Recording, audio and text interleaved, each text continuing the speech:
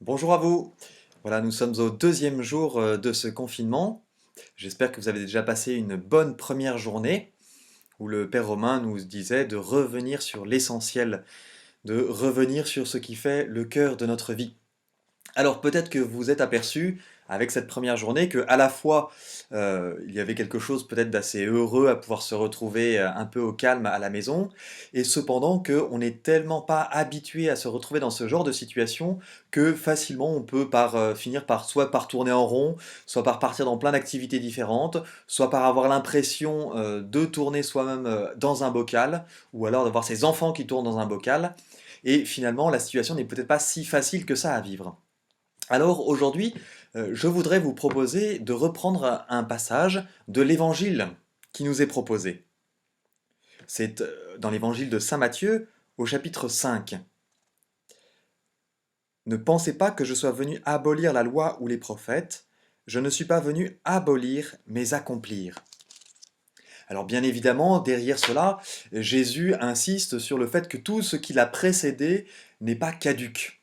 Bon, c'est une première chose. La deuxième chose, c'est de dire que en lui, nous trouvons celui qui nous aide à réaliser profondément ce que nous sommes. En lui, quand nous le regardons, quand nous le suivons, quand nous l'écoutons, quand nous le contemplons, nous pouvons peu à peu découvrir qui nous sommes et ce qui profondément va nous rendre heureux. Très bien, me direz-vous, mais c'est un peu abstrait. Alors essayons de le rendre un petit peu plus concret.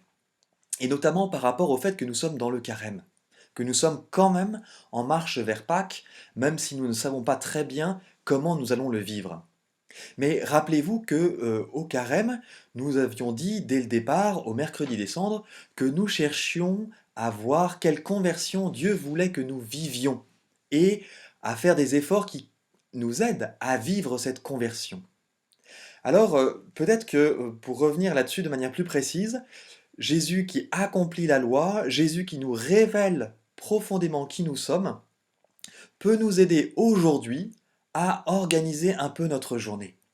Bien sûr, nous avons beaucoup de choses, bien sûr, nous ne savons pas nécessairement très bien comment nous y prendre, ni combien de temps tout cela va durer, mais essayons néanmoins d'avoir quelques repères pour pouvoir structurer notre journée. Vous vous rappelez que, il y a dans les efforts de carême le jeûne, la prière et l'aumône.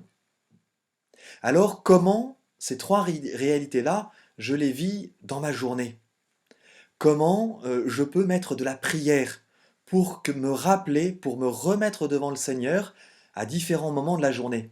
La paroisse vous propose par exemple de prier l'Angélus que vous trouverez sur le site internet.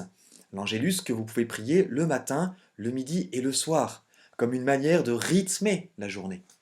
Par ailleurs, aujourd'hui, mercredi, nous vous proposons de vivre à 15 heures le chapelet de la miséricorde. Alors il y a différentes manières pour cela. D'abord, vous pouvez, par internet, par le site de la paroisse, trouver comment se prie le chapelet de la miséricorde.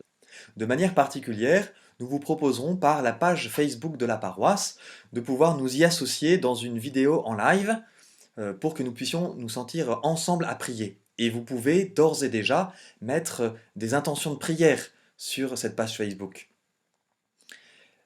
Par ailleurs, sinon, s'il ne vous est pas possible de le faire par Facebook, eh bien vous pouvez aussi le faire par le biais de Radio Maria, qui est une radio notamment divulguée en France et qui vous permet, soit sur votre téléphone, grâce à un numéro de téléphone que vous pouvez aussi trouver sur le site de la paroisse, sur l'article des actualités, ou alors par le biais de l'application Radio Maria que vous pouvez télécharger sur vos téléphones, le moyen, là aussi, à 15 heures, de suivre le chapelet de la miséricorde.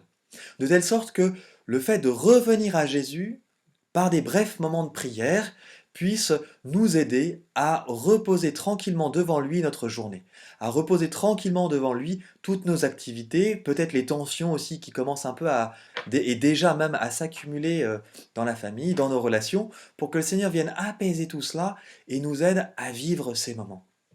Et puis, eh bien, pour le jeûne, voyez, une petite privation qui peut être faite. Rappelons-nous aussi de manière plus précise que vendredi prochain, nous vous proposons de manière particulière de vivre ce jeûne. Alors, comment, déjà, vous pouvez vous dire, quelle solution vais-je choisir? Enfin, pour l'aumône, eh bien, ici, si vous ne pouvez pas nécessairement aller voir les personnes, en tout cas, faites-leur l'aumône de votre temps en les appelant.